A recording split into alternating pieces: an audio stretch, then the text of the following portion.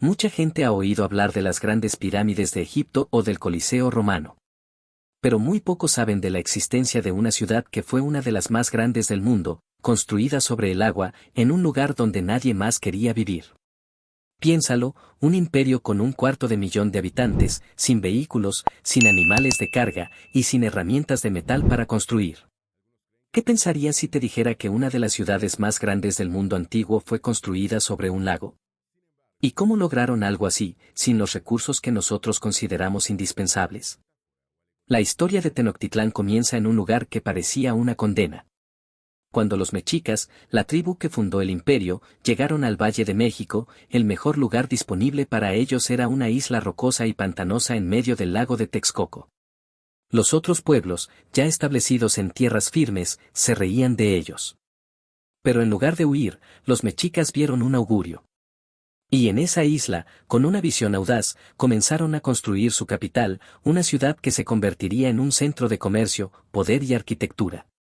Su gran desafío era doble: no solo tenían que construir una ciudad, sino que tenían que construir la tierra sobre la cual se asentarían. Para empezar, tenían que hacer que la isla fuera habitable. Usaron la técnica de reclamación de tierras. Crearon parcelas de tierra fijas, apilando capas de lodo del fondo del lago y vegetación. Estas bases, conocidas como chinampas, no solo les daban tierra para construir, sino que también eran jardines increíblemente productivos que alimentaban a la ciudad. El lago, que había sido su mayor obstáculo, se convirtió en su mayor recurso. Los aztecas no conquistaron la naturaleza, la usaron a su favor. Pero una ciudad en una isla necesita estar conectada con el mundo exterior. Y para eso, construyeron una de las obras de ingeniería más impresionantes del mundo prehispánico, las calzadas. Estas no eran simples caminos, eran grandes avenidas que conectaban la isla de Tenochtitlán con la tierra firme. La más importante era la calzada de Iztapalapa, que medía más de 8 kilómetros de largo y llegaba al sur. Había otras que se dirigían al norte y al oeste, como la de Tepeyac y Tlacopan. Estas calzadas no solo eran para el tránsito de personas y mercancías. También funcionaban como un sistema de control de agua, diques y acueductos. Tenían puentes móviles que podían ser retirados en caso de un ataque, lo que convertía a la ciudad en una fortaleza casi inexpugnable. Además, una de estas calzadas, la que venía de Chapultepec, transportaba agua dulce a la ciudad a través de un canal que corría a un lado del camino. Era una solución brillante a uno de los problemas más grandes que tenía la ciudad: el agua del lago era salada. La ciudad era un espectáculo para la vista.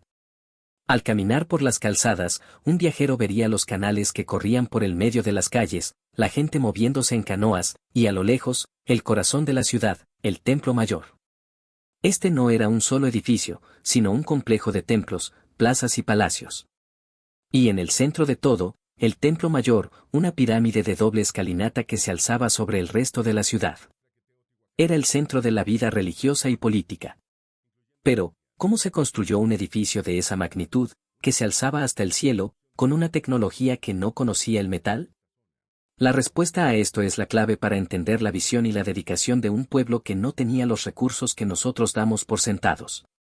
El Templo Mayor era más que una pirámide, era un símbolo, una obra de fe y de ingeniería que nos revela los secretos de un pueblo que construyó un imperio de piedra sobre el agua. Y en ese acto de fe, se esconde la verdadera historia de su arquitectura. Ahora lo entiendo todo. El secreto de la arquitectura azteca no era una sola tecnología o una herramienta de metal. Era una combinación de fe, de una visión de su lugar en el cosmos, y la dedicación de miles de personas. El Templo Mayor, el corazón de Tenochtitlán, no se construyó una sola vez. Se construyó y se reconstruyó al menos en 7 ocasiones, una sobre la otra. Cada nuevo emperador, para celebrar su ascenso al poder, mandaba construir una nueva y más grande capa sobre la pirámide existente. La pirámide crecía con el imperio. Esto es algo que los arqueólogos han descubierto. En lugar de demoler el templo, simplemente lo cubrían con una nueva capa de piedra y estuco, más grande y más imponente. Era un proceso de crecimiento, de superación. Cada nueva versión era un reflejo del poder creciente del imperio, y cada capa contenía un tesoro de artefactos y ofrendas. El Templo Mayor no era solo una estructura, era un libro de la historia del imperio escrito en piedra. Y la arquitectura del Templo Mayor tenía una razón de ser muy profunda. La pirámide tenía dos grandes escalinatas que conducían a dos templos en la cima. Uno estaba dedicado a Huitzilopochtli, el dios del sol y la guerra, y el otro a Tlaloc, el dios de la lluvia y la fertilidad. Esta dualidad representaba los dos pilares de la vida azteca, la guerra, que les daba el poder y el territorio, y la agricultura, que les daba el sustento. El Templo Mayor era un microcosmos del universo azteca. En un lado se hacían ofrendas para asegurar el éxito en la batalla y para mantener el sol en movimiento. En el otro, se hacían ofrendas para pedir la lluvia y buenas cosechas. La arquitectura era una expresión de su cosmovisión, una forma de conectar su ciudad con sus dioses. No había una línea que separara lo sagrado de lo cotidiano. Pero aún nos queda la pregunta, ¿cómo lograron construir un edificio de esta magnitud sin herramientas de metal? Usaban una combinación de piedras duras, como la obsidiana, y herramientas de madera. Pero la verdadera fuerza no estaba en sus herramientas, estaba en la mano de obra. Un ejército de trabajadores, muchos de ellos tributarios de los pueblos conquistados, transportaban las rocas y construían las estructuras. La construcción de un edificio así era una demostración del poder del emperador, un recordatorio para todos los pueblos del imperio de quien estaba al mando. Es un toque de injusticia pensar que el Templo Mayor fue una obra de una sociedad primitiva. Era una obra de ingeniería compleja, de planeación y de una disciplina asombrosa. Sin embargo, el destino del Templo Mayor fue trágico. El cronista español Bernal Díaz del Castillo, que lo vio con sus propios ojos, lo describió con gran admiración, refiriéndose a su altura y a la organización de sus edificios. Pero tras la conquista, fue uno de los primeros edificios en ser derribado.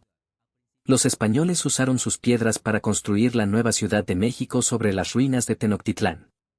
El Templo Mayor se convirtió en la base de la Catedral Metropolitana, borrando físicamente el símbolo del poder azteca. Este acto es un recordatorio de cómo una civilización puede ser borrada, no solo con la espada, sino también con el acto de construir sobre su pasado. La historia de la arquitectura azteca nos enseña que el verdadero genio no siempre se encuentra en la tecnología más avanzada. A veces, está en la visión de un pueblo que usa lo que tiene de la manera más brillante posible. Pero ¿qué hay de las otras estructuras de Tenochtitlán? ¿Cómo eran los palacios del emperador, y los hogares de la gente común, y qué nos pueden decir esos edificios sobre la vida diaria en una de las ciudades más impresionantes del mundo antiguo? Ahora, volviendo a nuestra pregunta, ¿cómo eran las otras estructuras que completaban la ciudad de Tenochtitlán? La respuesta es que, al igual que sus templos, la arquitectura de la ciudad era un reflejo directo de la jerarquía social. El pináculo de la arquitectura civil era el Palacio de Moctezuma, que en realidad no era un solo edificio, sino un vasto complejo que se extendía sobre varios acres. Los cronistas españoles que lo vieron lo describieron como un laberinto de patios, salones y jardines. El palacio era un microcosmos del imperio. Contenía no solo las residencias de la familia real, sino también oficinas de gobierno, salas para la nobleza y los embajadores, salones de banquetes y hasta un zoológico y una pajarera. Las aves eran un tesoro preciado y se cuidaban con gran esmero. Había fuentes, jardines, y una limpieza impecable. La arquitectura era tan grandiosa que dejó a los conquistadores sin palabras. Era una muestra del poder y la riqueza del emperador. Pero la mayoría de los habitantes de Tenochtitlán no vivían en palacios. Los hogares de la gente común, los Macehualtín, eran mucho más modestos. Estaban construidos con materiales locales, paredes de adobe, lodo y paja, techos de paja o cañas, y pisos de tierra compactada. Las casas eran sencillas, a menudo consistían en una sola habitación, pero estaban organizadas de una manera brillante. La ciudad entera estaba planeada en una cuadrícula. Las calles eran anchas y rectas, y la mayoría de ellas tenían un canal que las acompañaba.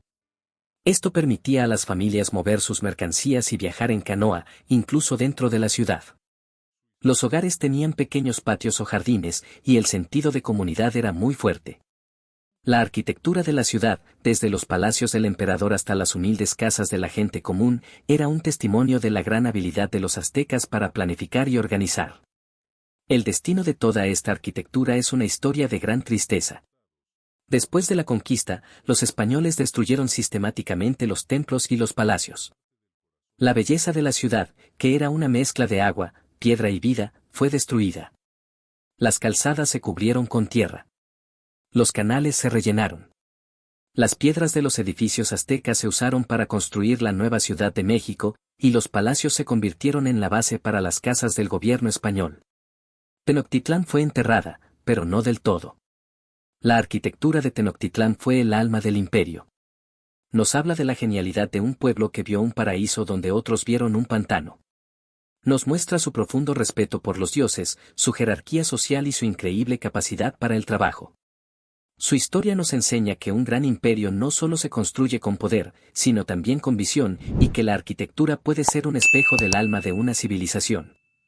Y con todo lo que has aprendido sobre la arquitectura de Tenochtitlán, te pregunto, si el pasado de una ciudad está literalmente enterrado bajo sus calles, ¿qué responsabilidad tenemos de desenterrarlo y contar su historia?